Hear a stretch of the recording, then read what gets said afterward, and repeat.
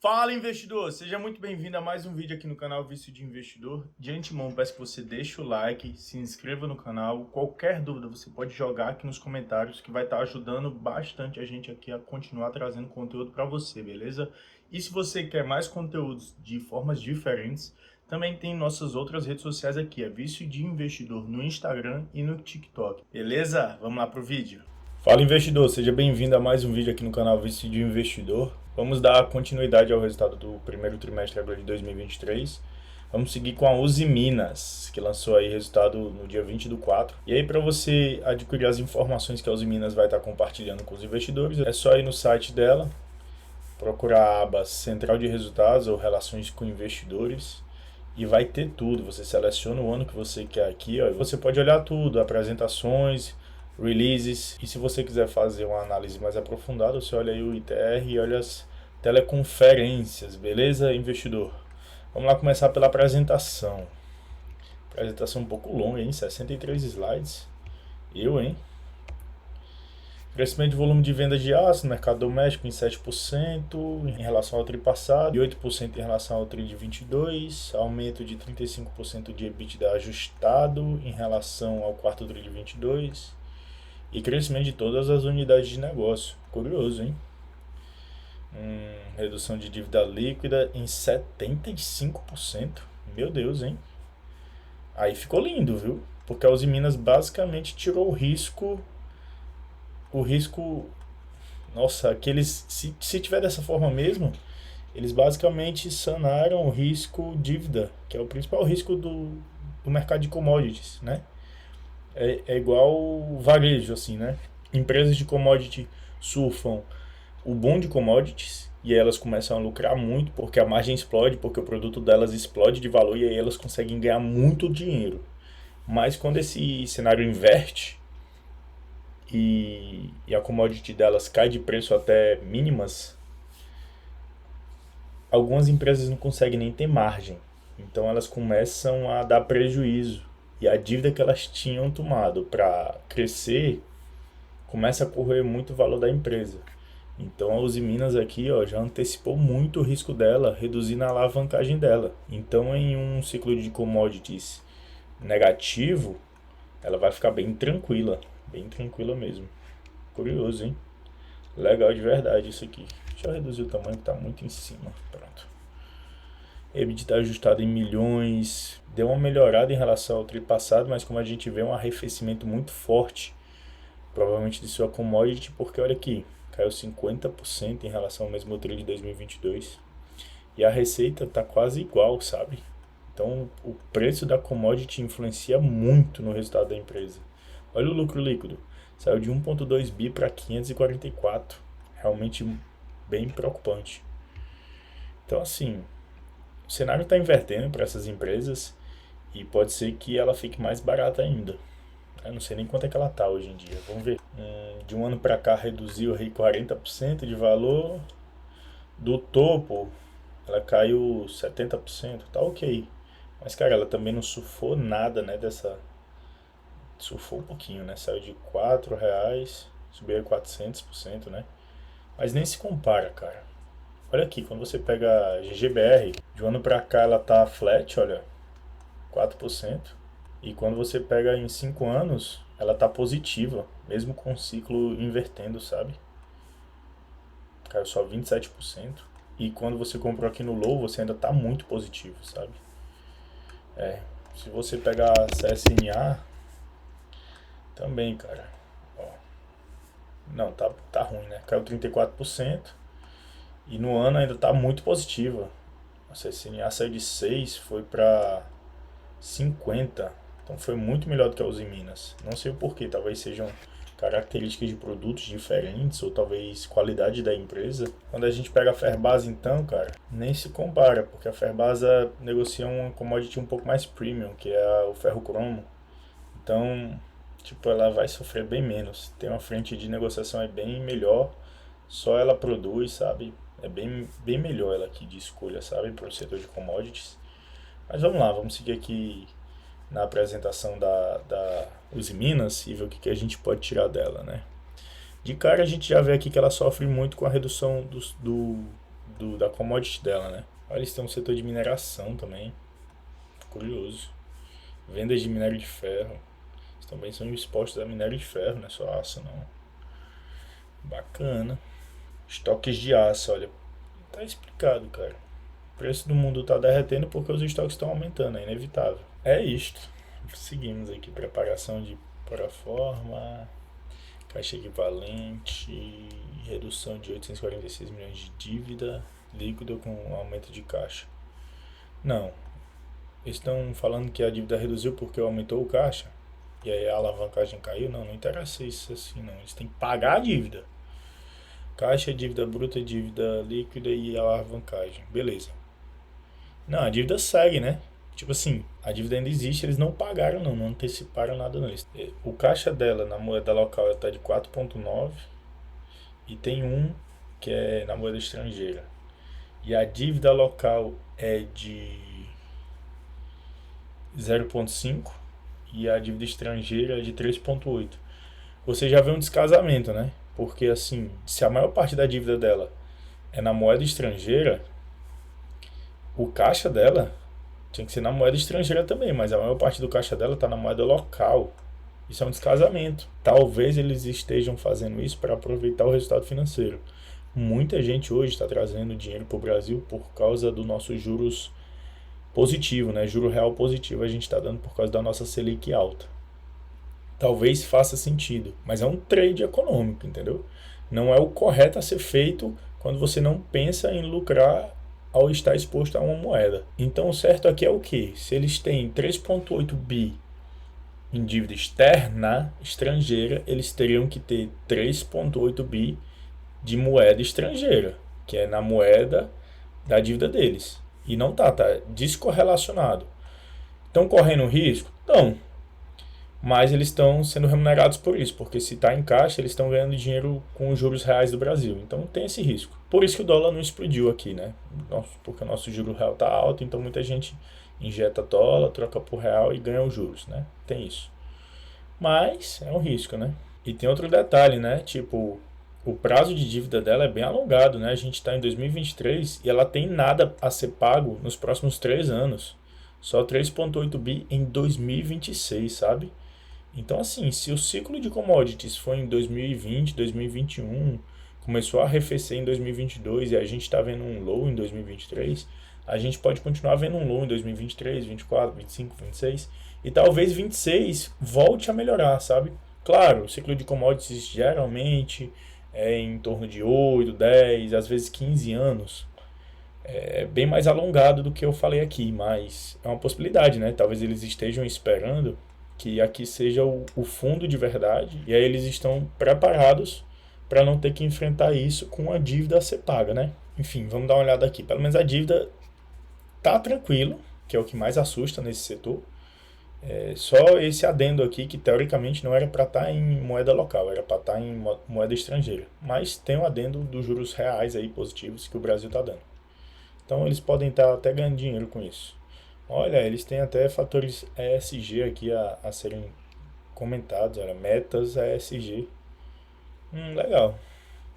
Não gosto de olhar muito isso não, porque isso aqui não interfere no resultado da empresa e grande parte das situações também não interferem no nosso resultado ao investir na empresa. Então, pilares, gestão, pessoas, clientes, resultados, governança.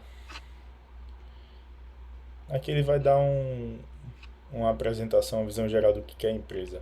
Uma das maiores produtoras de aços planos no Brasil, presente em 6 estados, contemplando toda a cadeia de aço, mineração, logística, bens de capital, centros de serviço. Tem 2 siderúrgicas estrategicamente localizadas no principal eixo industrial do Brasil. Bom, vamos seguir aqui. Olha isso, eles têm isso aqui é legal.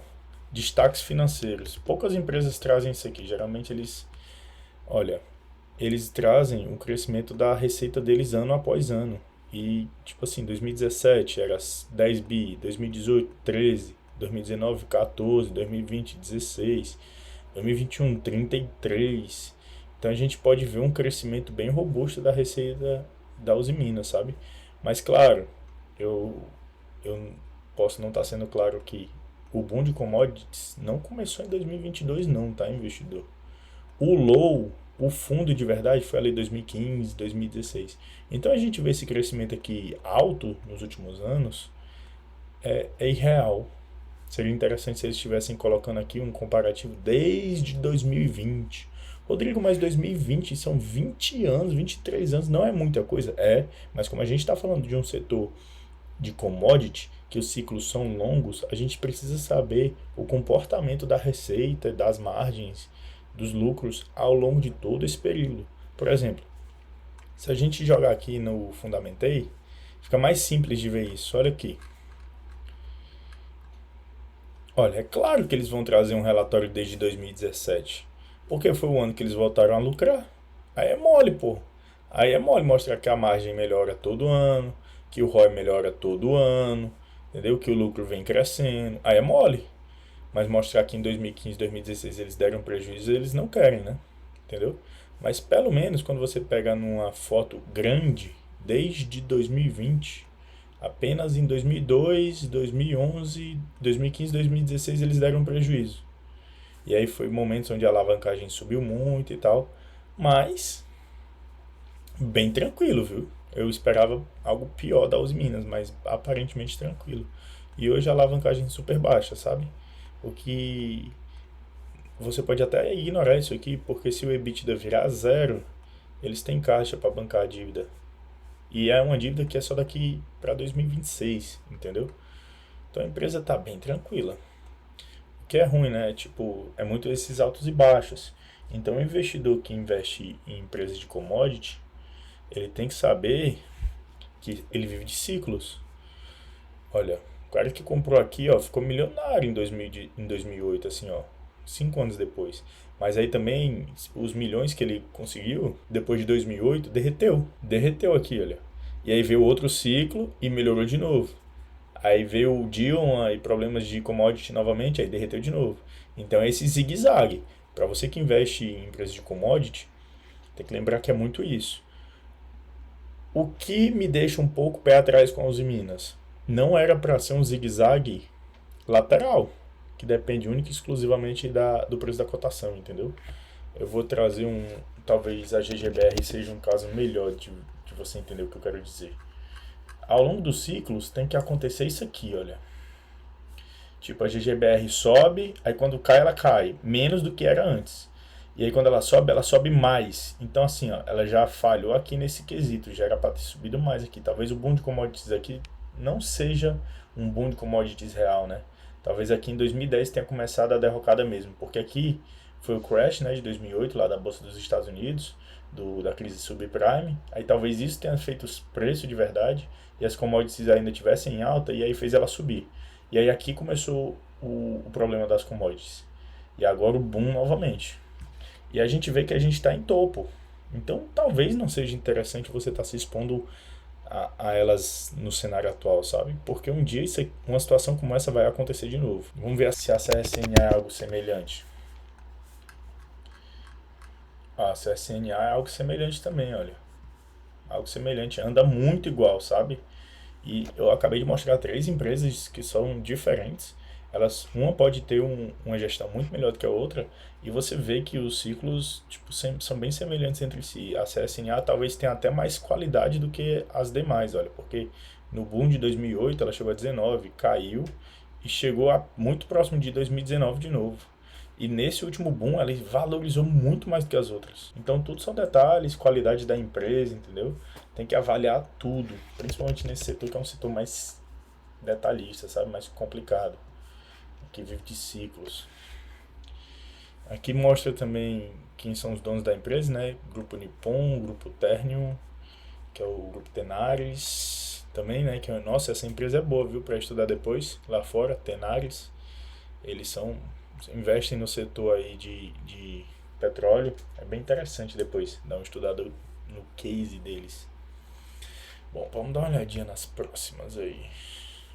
Mas o que tá de parabéns aqui é o risco da empresa, né? Por mais que talvez não seja o melhor momento para investir por ser commodities e a gente tá talvez no topo ou algo do tipo. Nossa, cara, muito pouco alavancada a empresa, sabe? Soluções completas em produtos e serviços. Aqui vai falar um pouco com o que eles trabalham: transformação de aço, a produção na siderurgia, a mineração de ferro e por outros, entre outras coisas. Né? Vamos dar uma olhadinha aqui. 2010, mineração de destaques. Vendas de minério e preço Platts. Cara, eu acho que aqui não tem muito o que mostrar não. Eu queria ver os números, mineração, principais projetos, siderurgia, visão geral. Uma das maiores produtoras de aço plano do Brasil, 2 usinas, uma localizada em Ipatinga. São detalhes mais superficiais, né? Evolução da venda de aços. Aqui, ó, como a venda de aços segue muito parecida com os anos anteriores, sabe? Subiu em relação a 2020, mas caiu em relação a 2021, mas quando você pega o lucro líquido da empresa, teve um grande impacto, principalmente por causa do preço. Então a receita continua, mas como o ciclo de commodities está virando, o lucro começa a reduzir, então consequentemente a ação também vai sofrer. Aqui os principais produtos dela. A empresa é gigantesca, né? Bom, acho que não tem muito que tá esmiuçando não. Aqui vão ser mais apresentações sobre a empresa mesmo. Não deve ter muito número não. Vou fazer só um overview mesmo, porque senão o vídeo vai ficar gigantesco. Nossa, Pilar Pessoas.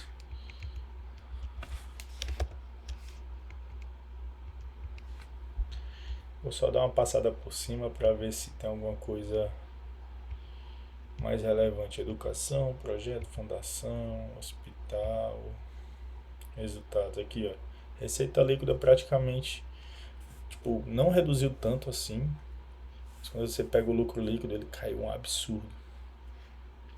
Foda, né?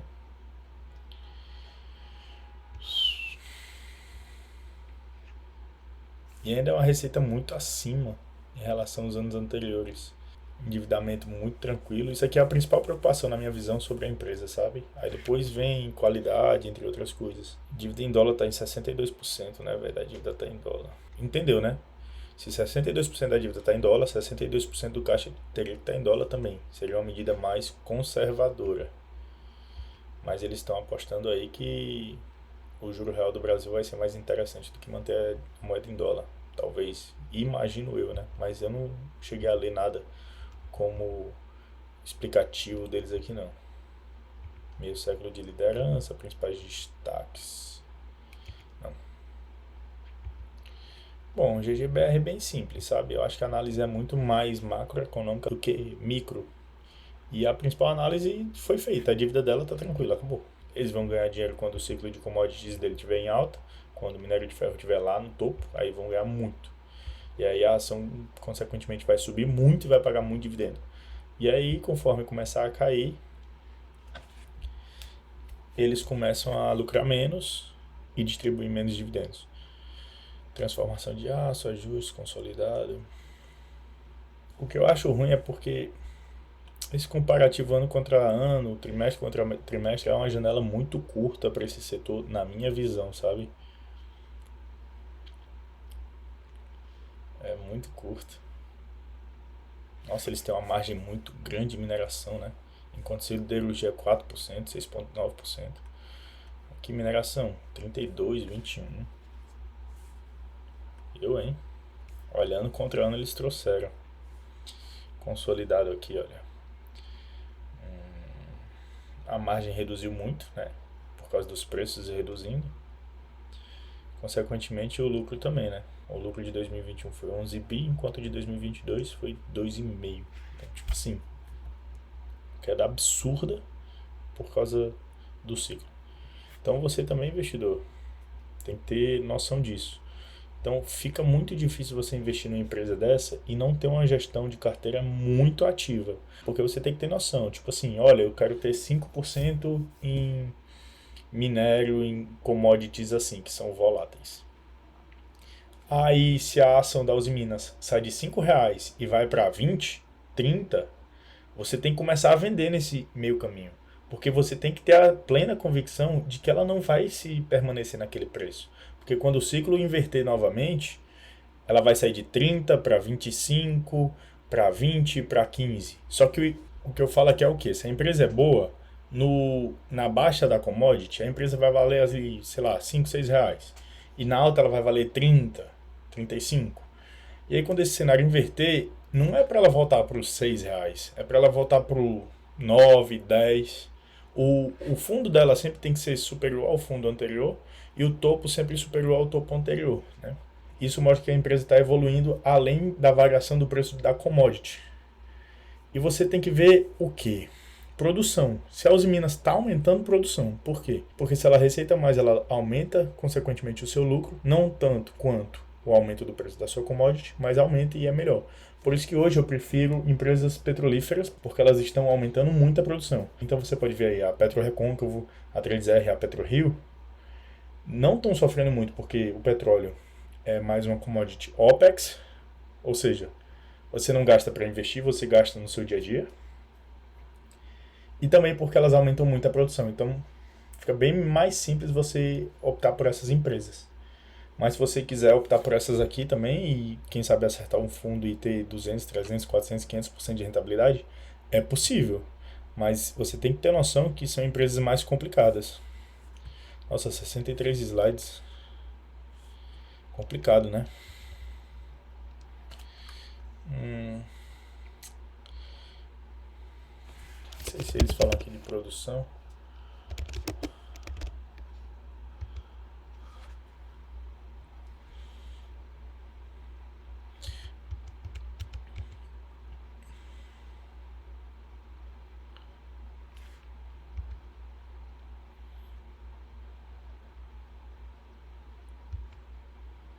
Seria bom se eles trouxessem um consolidado na produção. Olha, em 2000 e tanto a gente produzia tanto.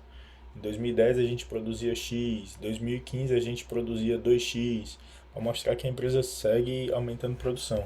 Porque se ela não aumentar a produção, vira um trade de commodity. Você não é investidor da empresa, você está operando a commodity pela ação dessa empresa, entendeu? Mas enfim, acho que as Minas é isso, cara. Acho que não tem muito o que comentar, não. É uma empresa mais complicada. Eu vou dar nota 3, sabe? Porque ela não consome é, valor do acionista para botar uma nota 2. Ela depende muito da commodity dela, não sei se ela aumenta a produção. Paga um bom dividendo, mas olha, tá sofrendo mais do que os seus pares, sabe? Mas pelo menos historicamente ela não foi tão problemática assim, sabe? Só aqui em 2015 que assustou de verdade. Mas aí em 2016 você já viu uma bela recuperação aqui dos resultados, sabe? E, e foi até rápida a solução, sabe? 2015 veio derretendo, derretendo, derretendo.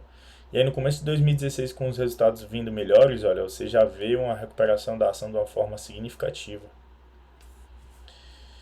Então assim, como eu falo para vocês, ó, o fundo não deveria ser o fundo e sempre acima.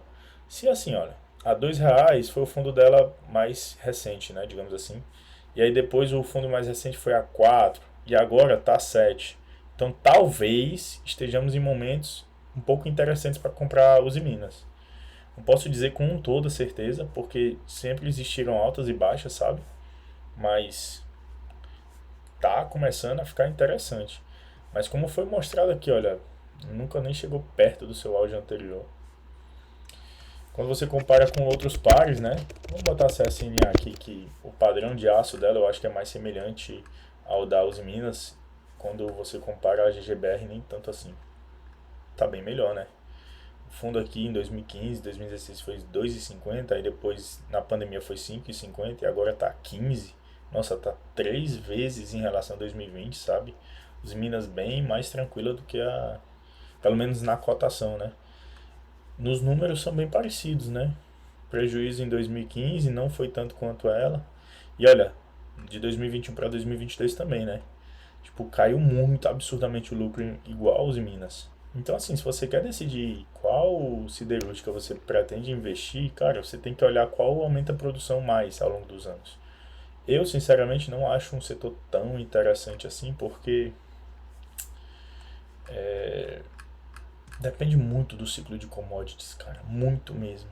E aí, tipo, risco de dívida, e aí fica perigoso, sendo bem sincero. Olha, apesar da CSN hoje estar preços melhores, ela está mais alavancada, viu? E o risco aqui é muito absurdo. Então, por exemplo, se o preço da commodity despencar e ela não conseguir dar lucro nenhum, cara, como é que ela vai pagar 40 bi de dívida se ela tem só 13 em caixa? Ah, Rodrigo, mas tem que ver o prazo da dívida. Tem que ver, porque, por exemplo, a Uzi Minas tem 5 de caixa e 6 de dívida, ou é o contrário, mas a dívida é só para 2026. Eu não sei se essa dívida aqui para a CSNA é para esse ano, para o próximo ano, ou para daqui a 3 anos. Tem que ver tudo isso, entendeu? Mas aqui, aparentemente, não vejo sentido da CSNA estar performando melhor do que a Uzi Minas pelo fato dela estar muito mais alavancada, sabe? Sendo bem sincero com vocês. Eu não sei se é porque a CSNA está aumentando produção, não sei se é porque a qualidade do produto da CSNA é melhor, se ela é mais exposta a outros mercados. Tudo isso é uma análise mais aprofundada que você tem que fazer, investidor, quando você decidir investir numa empresa como essa. No comparador, assim, a gente vê em relação a números, a mais barata vai ser a GGBR, né? Em relação ao lucro passado mais recente, né? Os últimos 12 meses aí. Mas quando você pega o PEG Ratio, a única que cresce de verdade é a Ferbasa. E quando você pega a ROI, ROIC, ROA, muito superior a todas as outras, sabe? Olha aí. E quando você pega aqui no Fundamentei, nossa, é tiro e queda. Ao longo de anos, então, olha, o histórico dela é absurdo. Tudo bem que ela fez IPO em 2004, mas olha, 2008 ela saiu de 10 para 4, caiu tipo 50%, enquanto as outras sofreram muito, né? Deixa eu botar as preferências, fica mais bonito de ver. Tá aqui, ó. 2008 saiu de 7 para 3, caiu uns 60%, mas ela sofreu um pouco menos do que as outras e olha, porra, geração de valor aqui na veia, valendo, sabe? E não tá nem perto de virar a chave. Mas por que isso, Rodrigo? Muito pouco alavancada, ou seja, risco da empresa quebrar não tem. Não tem, porque se ela começar a dar prejuízo, ela paga a produção e paga toda a dívida. Acabou, tem caixa líquido e ela pode esperar aí o ciclo virar. Isso aqui é muito interessante, dividendos crescendo sempre. Receita cresce sempre, mas isso aqui não é uma métrica tão interessante não, porque a gente pode ver nas outras também crescendo. Beleza? Então assim, entre elas, eu acho que eu iria de Ferbasa. Eu gosto bastante, inclusive. CSNA, Uzi Minas são mais complicadas, são mais grosseiras, na minha visão. Fica difícil, viu? Fica difícil. Mas tá aqui um overview para vocês sobre a Uzi Minas. Eu, sendo bem sincero, não gosto muito do case. Tanto que dei nota 3 aí pra ela. O resultado dela, acabei que eu nem falei, né? Vamos ver. O resultado dela veio bem fraco, né? Porque o ciclo de commodities dela infelizmente prejudica ela. Mas é isso, não tem muito o que fazer, né? Vamos falar aqui um pouquinho.